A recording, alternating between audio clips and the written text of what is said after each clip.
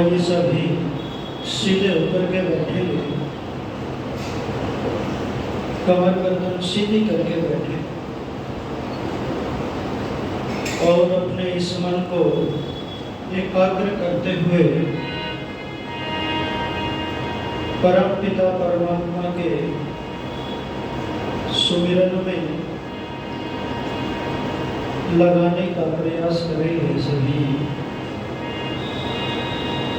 और अपनी वाणी को पवित्र करते हुए बाहर के कारोबार से, व्यापार से, इधर उधर से अपने मन को हटा लें और इस ज्ञान रूपी गंगा में अपने मन को, अपनी आत्मा को डुबोने का प्रयास करेंगे। आओ एक बार सभी ओम का उच्चारण करेंगे, सभी सीधे होकर के बैठ जाएंगे।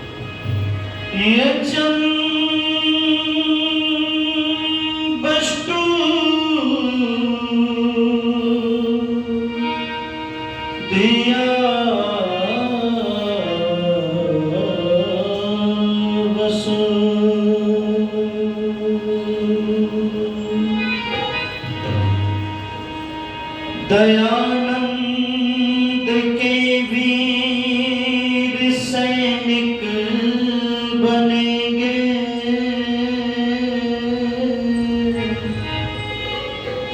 दयानंद का काम पूरा करेंगे।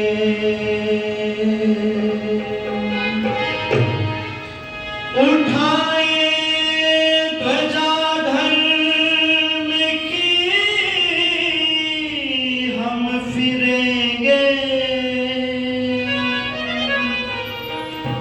इसी के लिए हम जिएंगे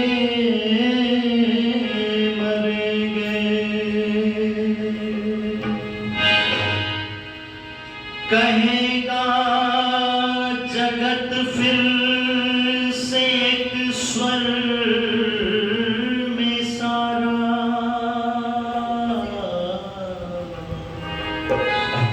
कहेगा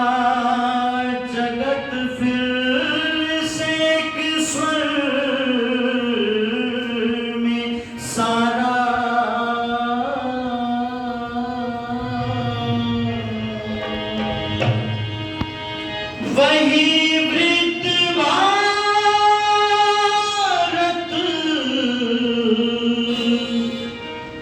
गुरु है हमारा।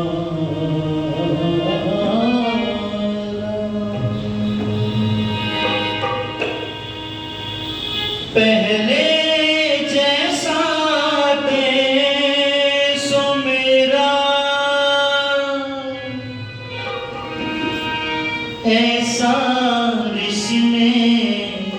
सोचा था।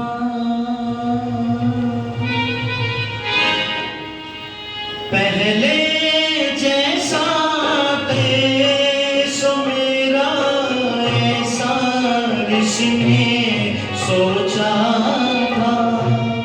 क्या तुम भी वो सोचते हो जैसा ऋषि ने सोचा था। पहले जैसा देश मेरा ऐसा ऋषि ने सोचा था। क्या तुम भी वो सोचते हो जैसा ऋषि ने सोचा था। पहले जैसा देश मेरा ऐसा ऋषि ने सोचा था। क्या तुम भी वो सोचते हो जैसा ऋषि ने सोचा था। क्या तुम भी वो सोचते हो जैसा ऋषि ने सोचा था। वो घर में राम से बेटे, वो घर में कृष्ण से योगी, वो घर में राम से बेटे, वो घर में कृष्ण से योगी। अर्जुन के जैसे वीर सभी, हो भीम के जैसे निरोगी, भीम के जैसे निरोगी। कपिल कर्णाद के जैसे ऋषि हो ऐसा ऋषि ने सोचा था। क्या तुम भी वो सोचते हो जैसा ऋषि ने सोचा था। पहले जैसा देश मेरा ऐसा ऋषि ने सोचा था। क्या तुम भी वो सोचते हो जैसा ऋषि ने सोचा था। क्या तुम भी वो सोचते हो जैसा ऋषि ने सोचा था। वो घर में बालक अभिमन्यु, हो वीर सभी लव कुश जैसे, हो बालक अभिमन्यु जैसे, हो वीर सभी लव कुश जैसे। सूर्या पर मान सिवालाए, हो नारी सावित्री जैसी, हो नारी सावित्री जैसी। सूर्या पर मान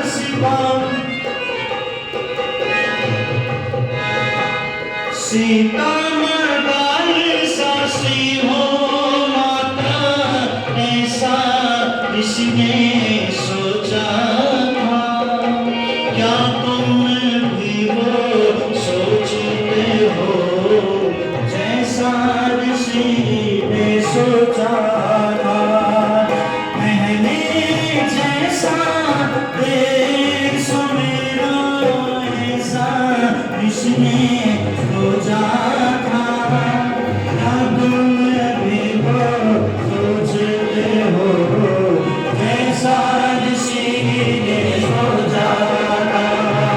क्या तुम भी वो सोचते हो जैसा ऋषि ने सोचा था। न हिंदू बने ना मुसलमान बने, न सिख बने ना ईसाई बने, न हिंदू बने ना मुसलमान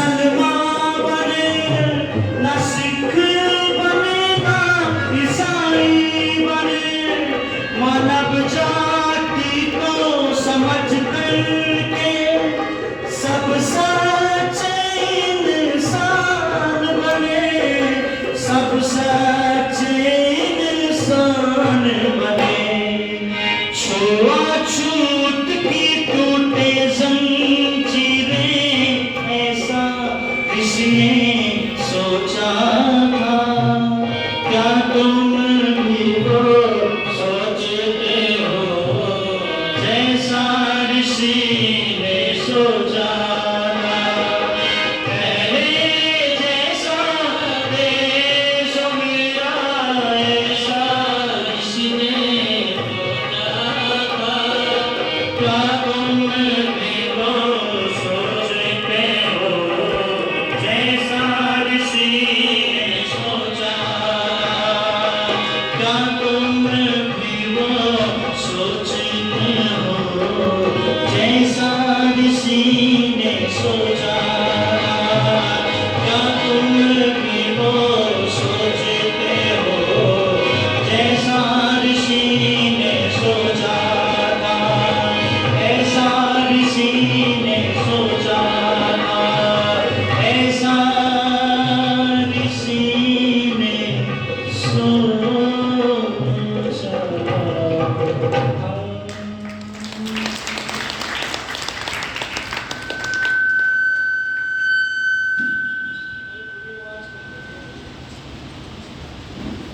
ओम। आर्य समाज के इस पावन मंच पर उपस्थित भगवान के भक्त, जिन्होंने सनातन धर्म के लिए अपने जीवन को समर्पित कर दिया, जयपुर की धरती से हमारे बीच में समागत और कुछ कोटि के सन्यासी स्वामी सच्चिदानंद जी, उन्हीं के समीप में बैठे हुए बहुत अच्छे विद्वान साधक ऋषि भक्त आदरणीय श्री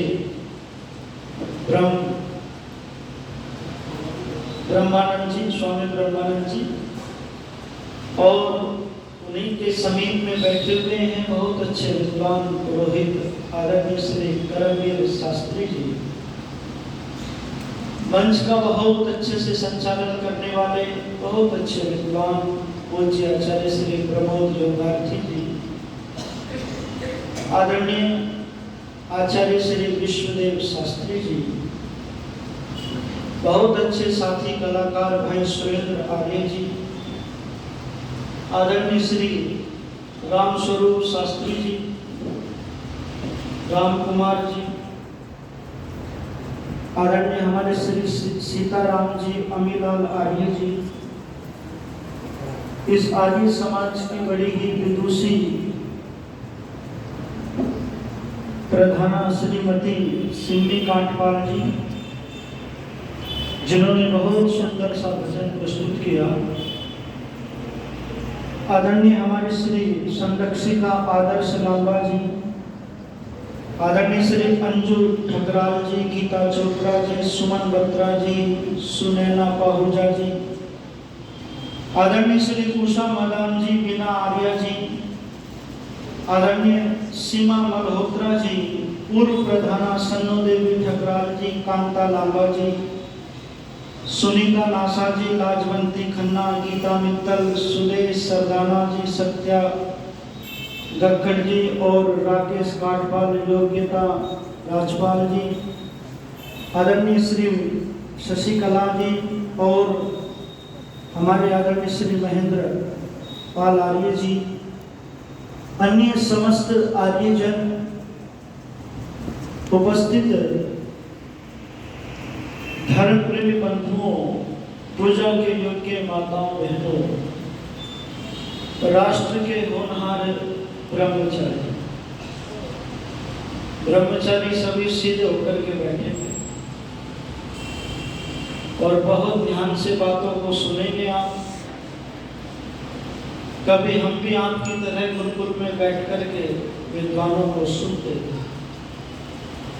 तो ये आपका बड़ा सौभाग्य है, आप विद्वानों को सुन रहे हैं और अपने जीवन को तपा रहे हैं, और जीवन को तपाना ही चाहिए। जीवन तभी जीवन बनता है जब वो तपता है। अस्तु, मैं एक मंत्र की थोड़ी सी बात आपसे साझा करने के लिए उपस्थित हुआ। ऋषिवर देवदानंद जी महाराज का एक संदेश आपको देने के लिए यहाँ पर मैं उपस्थित हुआ हूँ। ऋषिवर देवदानंद जी महाराज ने अपनी कोई भी बात नहीं की है। ब्रह्मा से लेकर के जैमिनी पर्यंत जो ऋषियों का मंतव्य रहा है, उस मंतव्य को हमारे बीच में प्रस्तुत किया है। वेद की बात रखी है, अपनी एक बात भी नहीं रखी है। तो आओ, यजुर्वेद में एक मंत्र आता है, अत्र पितरो मादयध्वम यथा भागमा वृषायध्वम। इस मंत्र के अंदर पितरों की चर्चा की गई है कि पितर किसको कहते हैं। पितरों को जानो और जान करके अपने कर्तव्य का पालन करो। हमारे कर्तव्य हमको पता होना चाहिए कि पितरों के प्रति हमारे कर्तव्य क्या है। पर लोगों ने पितर उनको माना जो मर गए, पर वेद में जो मर चुके हैं उनका नाम पितर नहीं है, जो जीवित हैं उन्हीं का नाम पितर है। गीता में, उपनिषद में, ब्राह्मण ग्रंथों में जीवितों को पितर कहकर के पुकारा गया। और मैं आपसे निवेदन करना चाहता हूं, पितर शब्द का अर्थ आचार्य यास्क निरुक्त में लिख रहे हैं, खोल रहे हैं पितर शब्द को। पितर शब्द की महत्ता, विशेषता बता रहे हैं। ये पांति पालयंती रक्षन्ति अन्य विद्या सुशिक्षा द्वारा ते पितरा। जो अन्न के द्वारा, शिक्षा के द्वारा, विद्या के द्वारा हमारा भरण पोषण करते हैं, रक्षा करते हैं, वो पितर है। और उनको क्या दे? उनके अनुकूल भोजन दे, उनके समीप में रहें, उनकी शुश्रूषा करें, उनको अन्न औषधि से युक्त रखें, उनको जिस चीज की आवश्यकता है वो दे करके उनको तृप्त करो, प्रसन्न करो और उनकी अर्चना करो, उनकी वंदना करो। पर आज स्थिति क्या हो गई है? लोगों ने पितर ये मान लिया, जो मर चुके हैं उनका नाम पितर है और उन्हीं का श्राद्ध और तर्पण करना चाहिए। व्यक्ति जीवितों का श्राद्ध तर्पण नहीं करना चाहता। हम एक परिवार में चले गए भोजन करने के लिए। वो परिवार आर्य समाज से नया जुड़ा हुआ था। श्राद्ध पक्ष चल रहा था। हमने माता जी ने भोजन खिलाया बड़े प्रेम से। हमने माता जी जब भोजन करके चले तो हमने माता जी से कह दिया, माता जी आपने तो हमारा श्राद्ध और तर्पण कर दिया। माता जी घबरा गई, बोले ठीक शुभ बोलो, श्राद्ध तर्पण तो मृतकों का होता है, आप तो जीवित हैं। मैंने कहा माता जी, यदि आपने वेद को उठा के पढ़ा होता, यदि आपने गीता को, महाभारत को उठा करके पढ़ा होता तो उसमें जीवितों को पितर कहा गया है, उन्हीं का श्राद्ध और तर्पण होता है। जीवित लोग ही खाते हैं, मरे लोग कभी भी खाते नहीं है। ऋषिवर देवदानंद जी महाराज संस्कार में, विधि में लिख रहे हैं कि तह कर्म और अस्थि चयन के बाद में मृतक के लिए कुछ भी शेष नहीं रहता है। कवि रत्न प्रकाश जी ने पंक्तियां लिखी थी, मरता है कोई व्याकुल तो घर के आंसू ढरकाते हैं, 13वें में प्रियजन पांडे लड्डू खाकर हर्षाते हैं और कहते हैं हम सारा भोजन पितरों तक पहुंचाते हैं। है करतूत अविद्या की ये, कहीं मरे भी कुछ खाते हैं। और बुद्धि विरोधी मृतक श्राद्ध तुम करो मित्रवर, मैं ना कहूंगा पड़े बुद्धि पर जिनके ताले, पशु है वो नर मैं ना कहूंगा, पशु है वो नर मैं ना कहूंगा। ऋषिवर देवदानंद जी महाराज ने कहा, जो घर में आपके माता पिता हैं, जो आचार्य हैं, वो पितर हैं, उनकी वंदना करो, उनकी सेवा करो। जैसे उन्होंने बचपन में तुम्हारी देखभाल की है, तुम्हारी फिक्र की है, चिंता की है, ऐसे ही बुढ़ापे में तुम भी उनकी देखभाल करना, ऐसे ही उनके समीप रहना, उनकी बातों को समझना, उनको समझना जैसे वो तुम्हें समझ लेते थे। तुम्हारी वाणी में जब बोलने की शक्ति नहीं होती थी, मां समझ जाती थी कि बेटे को आज कुछ पीड़ा है, आज बेटे को किसी चीज की आज कोई कमी है, आज बेटा भूखा है। आज मां जैसे चेहरे को पढ़ लेती थी, ऐसे ही हम भी बुढ़ापे में इनके चेहरे को पढ़ लिया करेंगे। समझना है आज हमको कि हम अपने कर्तव्यों का पालन कर रहे हैं कि नहीं कर रहे हैं, क्योंकि आज समाज का जो ताना बाना है दिन प्रतिदिन ढीला पड़ता जा रहा है, कमजोर पड़ता जा रहा है। आज हमारे देश के अंदर वृद्धाश्रम खुलते जा रहे हैं। आज नौजवान पीढ़ी अपने माता पिता को छोड़ करके विदेश जा रही है, विदेश और विदेशों में जाकर के उन्हीं रंग में रंग गए, उन्हीं रंग में रंग गए। पीछे मुड़ करके नहीं देखा कि माता पिता की क्या स्थिति है। अपने कर्तव्यों का पालन जो व्यक्ति करना छोड़ देता है वो कृतघ्न होता है, कृतघ्न होता है। निवेदन करने लगा हूं, मातृदेवो भव का संदेश उपनिषद में दिया गया था। जिस मां ने हमारा निर्माण किया, कल्याण किया, हमारे निर्माण के लिए अपने आप को जिसने तपा दिया, बलिदान दे दिया, उस मां की सेवा ना कर सके, उस मां को अकेला छोड़ करके हम वृद्धाश्रम में छोड़ करके अपने अकेलेपन को जी करके हम सोचते हमने बहुत बड़ा तीर मार दिया है। कभी विचार करना कि मां ने कितना संघर्ष संतान के लिए करती है, और वही संतान जब बुढ़ापे में किनारा कर जाती है ना, तो उस समय पर जो दुख होता है वो बहुत बड़ा दुख होता है। किसी ने बहुत सुंदर पंक्तियां लिखी थी कि मां कितनी तप करती है, कितनी साधना करती है, लेती नहीं दवाई मां, और जोड़े पाई पाई मां, दुखते पर्वत राई मां, हारी नहीं लड़ाई मां, बेटी रहे ससुराल में खुश, सच्चे बरदे आई मां, सभी साड़ियां छींच गई थी मगर नहीं कह पाई मां, घर में चूल्हे मटवा तोड़े देती रही दुहाई मां, और सभी पराये हो जाते हैं, होती नहीं पराई मां, होती नहीं। बहुत सुंदर मुझे पंक्तियां याद आती हैं, लिखी थी पंक्तियां मनु महाराज के उस श्लोक को लेकर के, यम माता पितरो कलेशम सहते संभवेंद्रणाम, एक जन्म क्या 100 जन्मों तक उतर न पाएगा,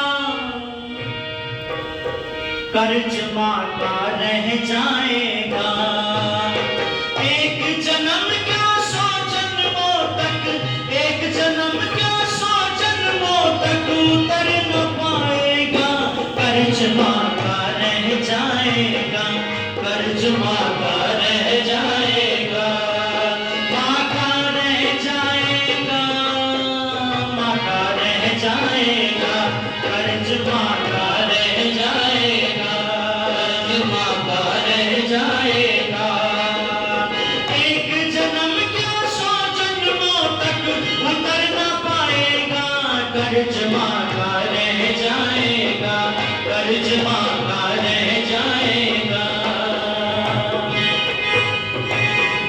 जिक्र जब मां का आया अजब है उसकी माया, तुझे सूखे में सुलाकर उसे है गीला पाया, तुझे सूखे में सुलाकर उसे है गीला पाया, ठंड में वो सिसकाती बैठ गई मार के गाती, पलक तक ना झपके थे वो कई कई रात बिताती, सारी सारी रात बैठकर, सारी सारी रात बैठकर कौन बिताएगा, कर्ज माता रह जाएगा, कर्ज माता रह जाएगा, एक जन्म क्या 100 जन्मों तक उतर न पाएगा, कर्ज माता रह जाएगा,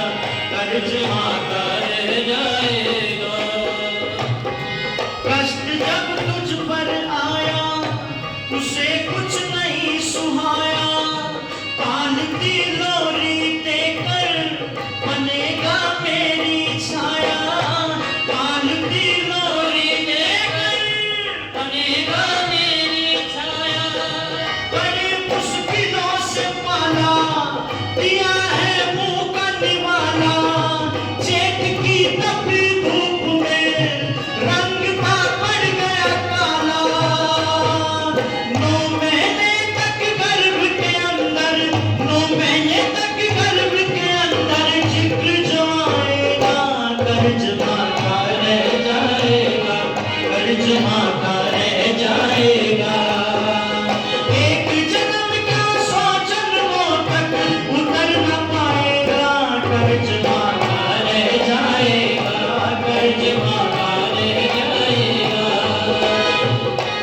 एक थी कृष्ण की माई, कंस था जिसका भाई। एक थी कृष्ण की माई, कंस था जिसका भाई।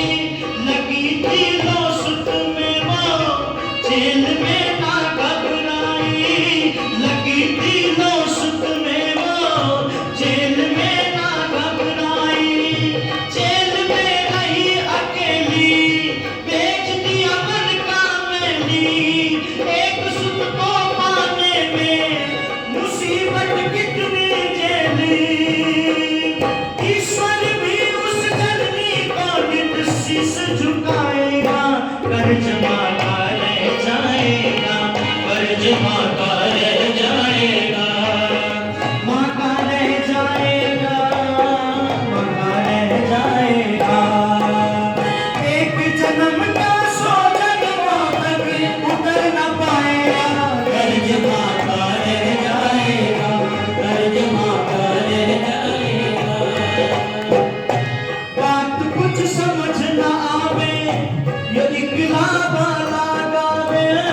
बात कुछ समझ न आवे, ये इकला वाला गावे। छोड़कर माँ बापों को पूजने पत्थर जावे। छोड़कर माँ बापों को पूजने पत्थर जावे। खास कर युवा चाम से कहूँ मैं सभी कौम से, खास कर युवा जाम से कहूँ मैं सभी कौम से। बड़ा अनमोल खजाना उठा और ले होम से। दी कामना कर समय निकल जा, दी कामना कर समय निकल जा, फिर पछताएगा, कर्ज माता रह जाएगा, कर्ज माता रह जाएगा। एक जन्म का 100 जन्मों तक, एक जन्म का 100 जन्मों तक उतर न पाएगा, कर्ज माता रह जाएगा, कर्ज माता रह जाएगा, कर्ज माता रह जाएगा, कर्ज माता रह जाएगा, कर्ज माता रह जाएगा, कर्ज माता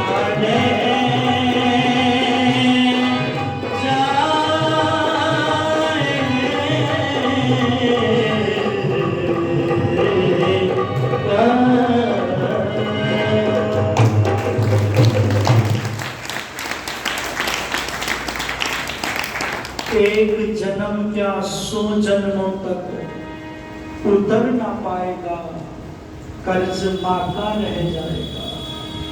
सारी सारी रात बैठकर कौन बिताएगा, और 9 महीने के गर्भ के अंदर जिक्र जो आएगा तो कर्ज माँ का रह जाएगा, माँ का रह जाएगा।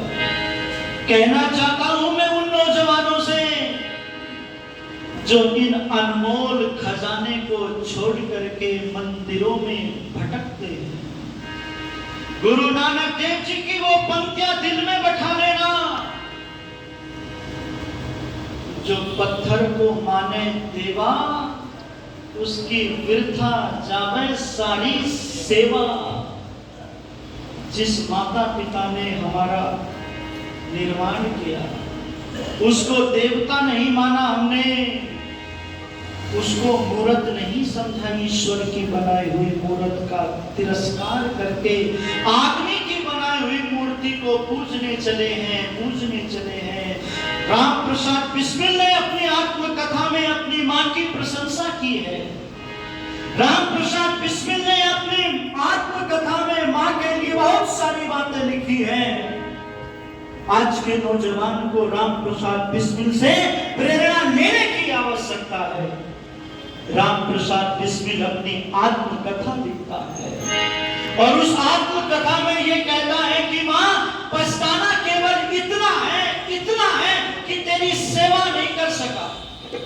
इस जन्म में तो माताओं की माता भारत माता की सेवा कर रहा हूं, अगला जन्म मिले तो तेरी कोख से मिले। और हर जन्म में मैं भगवान से यही कामना करता हूं कि मुझे हर बार तुझ जैसी ही माता मिले। मैं तेरे ऋण को नहीं चुका सकता, मैं तेरे ऋण को नहीं चुका सकता। राम प्रसाद बिस्मिल अपनी मां की प्रशंसा कर रहा है, दुख प्रकट कर रहा है कि तेरी सेवा नहीं कर सका।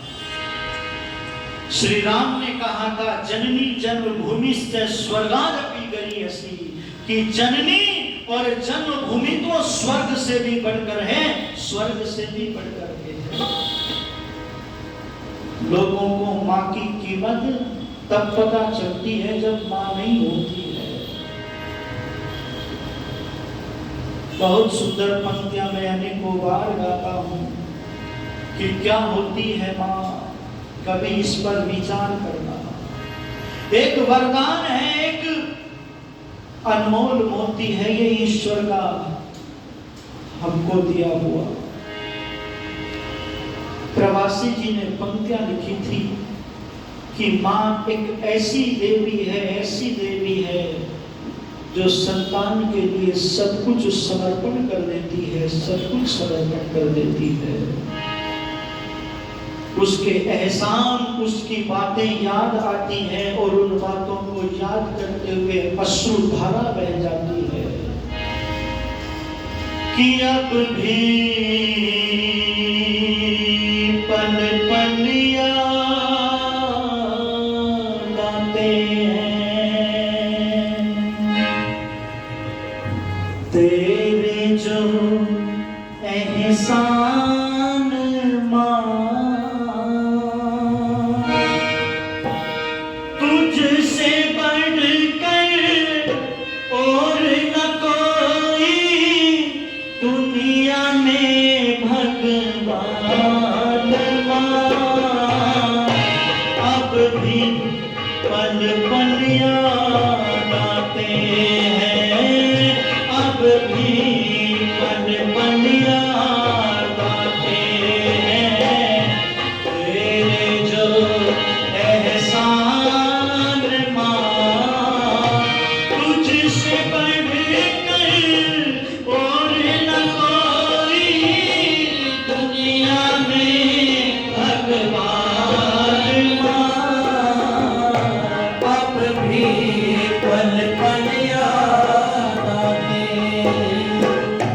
बड़े प्यार से लेखक की आंचल का दूध पिलाया मां, खून से ठंडा कर करके रोटी का कौर खिलाया,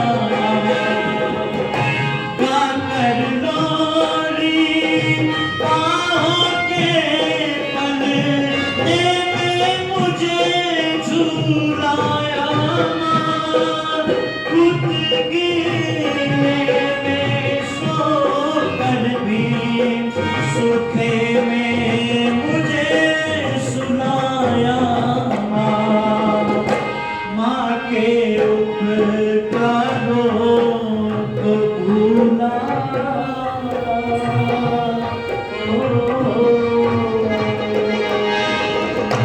मां के उपकार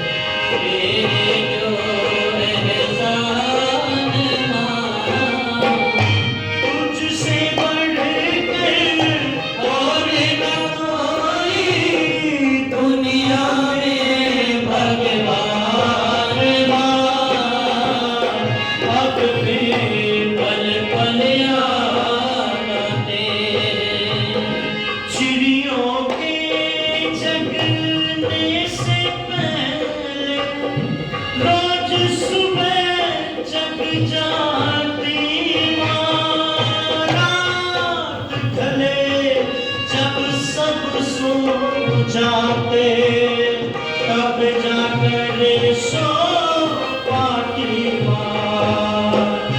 बड़े बड़े दुख दर्द सभी कुछ हंस करके सह जाती माँ।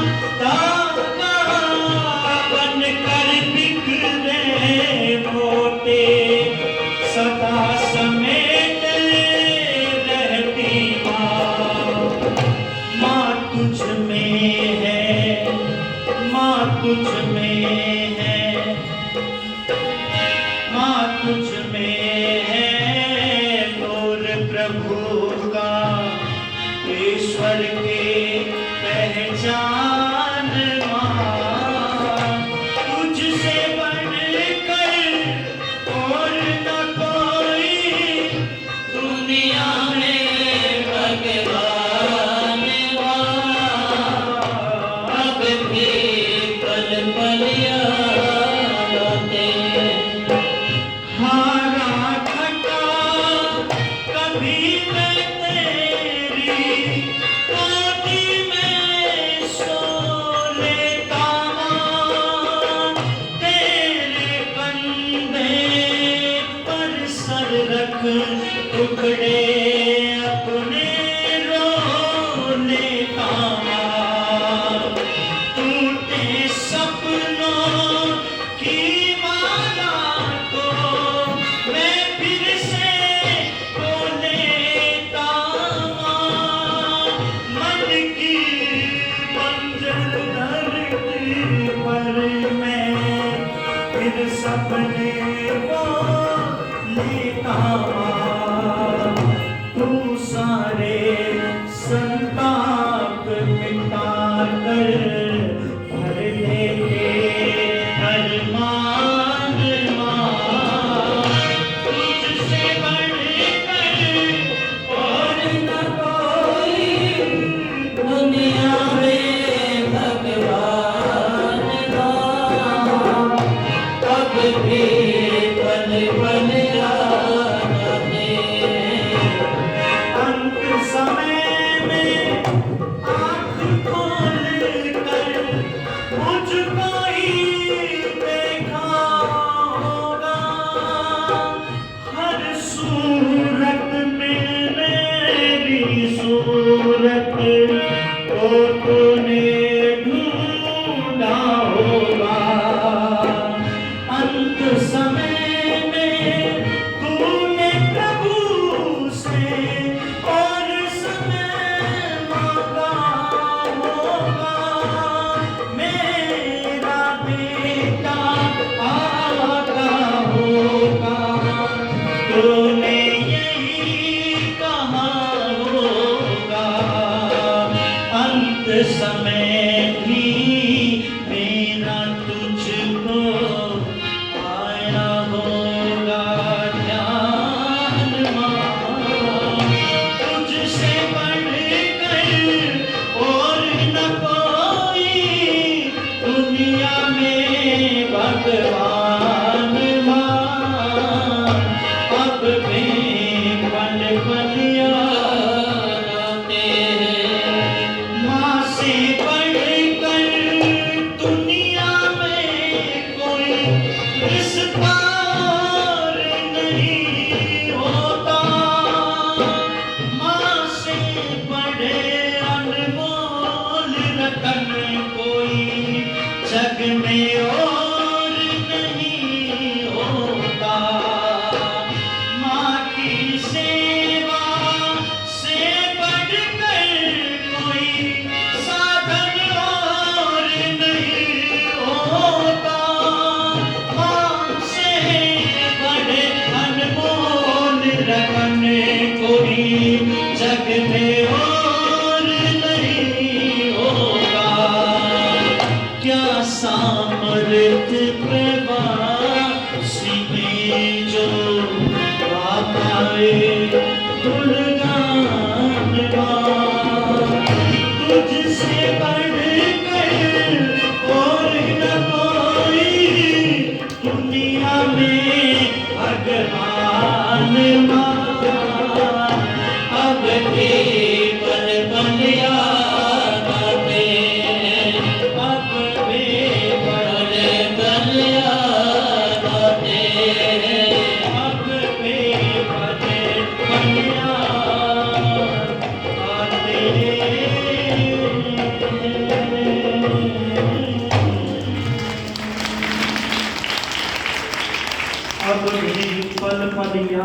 गाते हैं तेरे जो एहसान पाओ, और तुझसे बढ़कर और ना कोई दुनिया में भगवान। वेद ने कहा संतान कैसी हो, मात्रा भवतु सम, माता के समान मन वाली हो, माँ को प्रसन्न करने वाली हो। या यूं कहिएगा जैसे छत्रपति शिवाजी ने अपनी माँ को प्रसन्न किया, जैसे मर्यादा पुरुषोत्तम श्री राम ने अपनी माँ को प्रसन्न किया था, ऐसा हम भी अपनी माँ को प्रसन्न करें, उसके समान अपने मन को बना करके उसको संभाल करके रखें, उसकी पूजा करें। पहला पितर है ये, पहला गुरु है ये, पहली पाठशाला है जो नींव डालने का काम करती है। और दूसरे नंबर का जो पितर है, जो गुरु है, जो देवता है, पितृदेवो भव, वो पिता है। पिता क्या है, कभी विचार करना।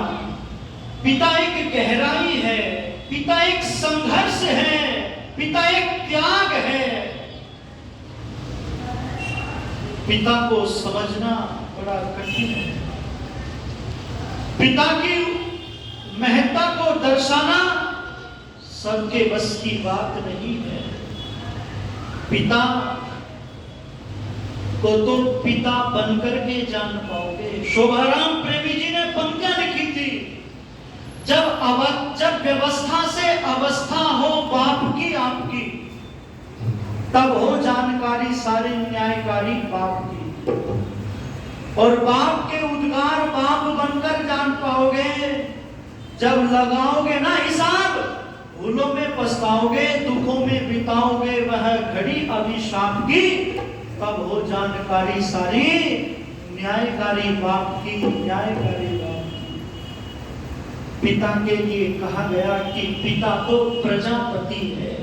जैसे परम पिता परमात्मा अपनी सृष्टि का निर्माण करता है, संचालन करता है, भरण पोषण करता है और उसको अनुशासन में रखता है, ऐसे ही वेद ने कहा है, मनु महाराज ने कहा है कि पिता भी अपनी परिवार रूपी सृष्टि का निर्माण करता है, संचालन, भरण पोषण और उसको अनुशासन में रखता है। इसलिए वेद का वो मंत्र कहता है, पुत्र मर्यादे धरहि, पुत्र को मर्यादा में रहना सिखाओ, पुत्र को शिष्टाचार में सिखाओ, पुत्र को मर्यादावान बनाओ।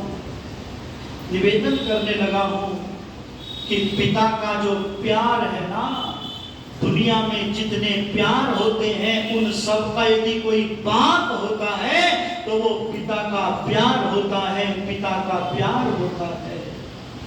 माँ की ममता तो दिखाई दे जाती है, पर पिता का प्यार तो गूंगा होता है, वो एहसास करने की चीज है, वो अनुभूत करने की चीज है। महाभारत के अंदर पितामह भीष्म जी ने पिता की प्रशंसा करते हुए कहा था, जिसने पिता को प्रसन्न कर दिया उससे सारे देवी देवता प्रसन्न हो जाते हैं, प्रसन्न हो जाते हैं। इसलिए बहुत सुंदर पंक्तियां लिखी थी पिता की गहराई को समझाते हुए कि माँ की महिमा सब ही सुनाते,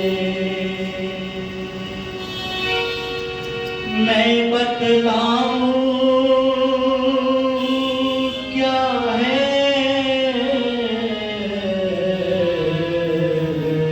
पिता।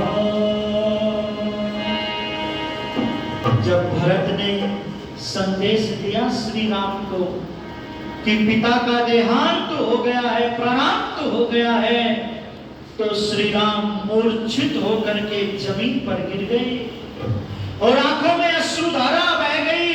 लक्ष्मण से रोते हुए कहते हैं, ओ लक्ष्मण, आज हम पिता पिता कहने से वंचित हो गए, वंचित हो गए। पिता घर की छत है, छत। इसलिए ये पंक्तियां ध्यान से सुनना। माँ की महिमा सभी सुनाते, मैं बतलाऊं क्या है पिता। रोटी कपड़ा और मकान, परिवार का सारा जहां है पिता। माँ की महिमा सभी सुनाते, मैं बतलाऊं क्या है पिता। रोटी कपड़ा और मकान, परिवार का सारा जहां है पिता। माँ की महिमा सभी सुनाए, मैं बतलाऊं क्या है पिता। माँ की महिमा सभी सुनाए, मैं बतलाऊं क्या है पिता। पिता से ही तो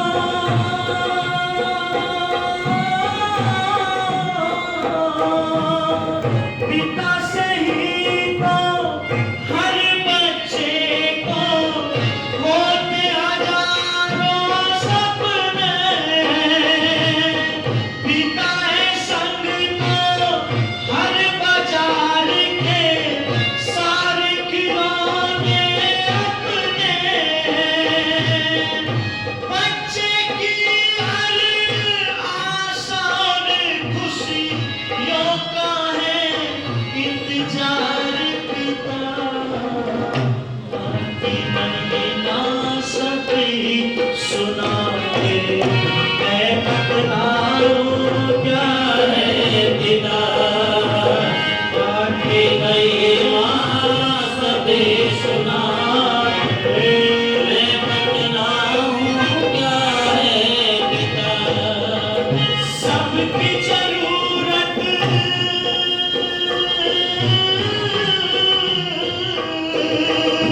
सबकी जरूरत, सबकी खुशियां सोचे वो वतन है पिता। क्या होगा कब कैसे होगा, हर पल का चिंतन है पिता। अंकुश बच्चे की खातिर अपने सुख भूले वो है पिता। की महिमा सभी सुनाते, मैं बतलाऊं क्या है पिता। की महिमा सभी सुनाते, मैं बतलाऊं क्या है पिता। माँ की ममता छलक छलक कर सबको ही दिख जाती है। प्यार पिता का होता गूंगा, दुनिया समझ न पाती है। कर सको तो एहसास करो, नहीं दिखता ऐसा प्यार पिता। आगे महिमा सभी सुनाते, मैं बतलाऊं क्या है पिता। मैं बतलाऊं क्या है पिता। मैं बतलाऊं क्या है पिता। मैं बतलाऊं क्या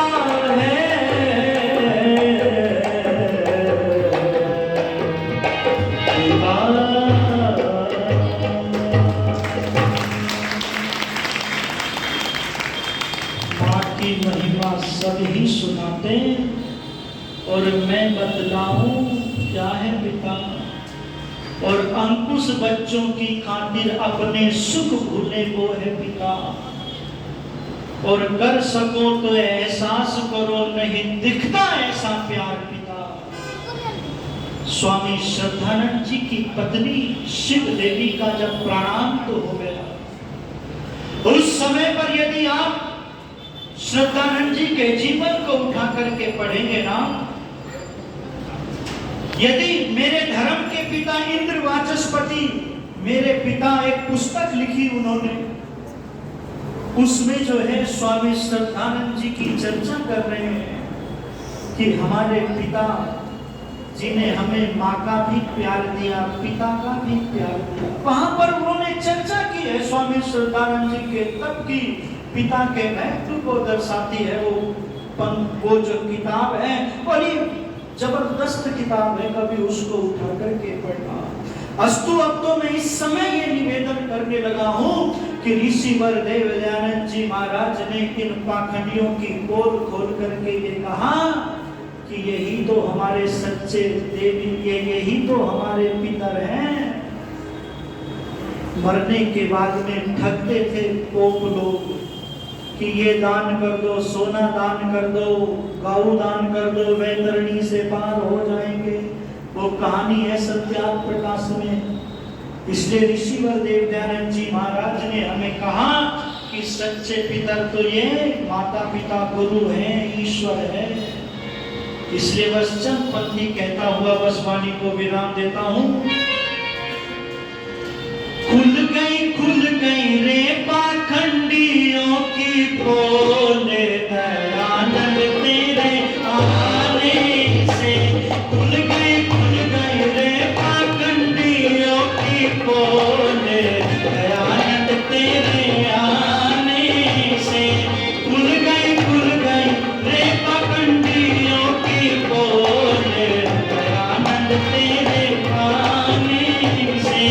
खुल गई रे पाखंडियों की पोल, दयानंद तेरे आने से। जो कहते थे गंगा में पितर डूब गए थारे, जो कहते थे गंगा में पितर डूब गए थारे। सोना चांदी गौदान कर पारू कर गए सारे। हो गया रेत का तो बिस्तर बोले, दयानंद तेरे आने से। खुल गई रे पाखंडियों की पोल, दयानंद तेरे आने से।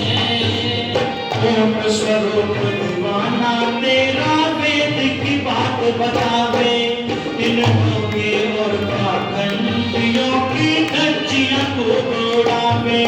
सत्यार्थ प्रकाश मिला अनमोल, दयानंद तेरे आने से। खुल गई रे पाखंडियों की पोल, दयानंद तेरे आने से। दयानंद तेरे आने से, दयानंद तेरे आने से। बोलो महर्षि स्वामी देव दयानंद की, बोलो वेद भगवान की। ऋषिवर देव दयानंद जी महाराज के बड़े उपकार हैं। उस ऋषि ने इन पाखंडियों की पोल खोल दी, जड़ें हिला दी।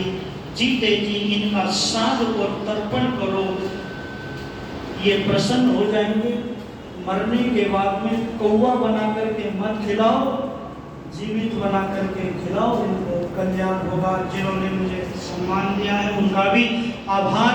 और ये हमारे आदरणीय श्री ये जो अनुराग जी हैं, वैदिक दर्पण हिसार इनका चैनल है, ये बहुत अच्छा काम कर रहे हैं। जन जन तक वेद की मान्यता ऋषि दयानंद का प्रचार पहुंचा रहे हैं।